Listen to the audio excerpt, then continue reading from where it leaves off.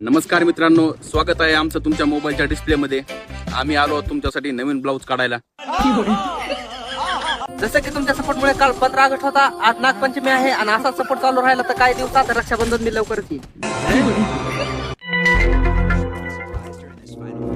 लोकांच्या बोलण्याकडे कधीच लक्ष देऊ नका, कारण लोक खरं बोलतात आणि खरे बोललं की आपली लई दुःख होती. दुसऱ्यांचं तर सोडा हो, तर आम्ही आमच्याच घरच्या माणसाला जळतात. तुम्ही चांगले कपडे नाही घातले तरी चालेल, पण डोक्यात असे विचार ठेवा की चार चौघालाच काय, स्वतःला बी लाज वाटत.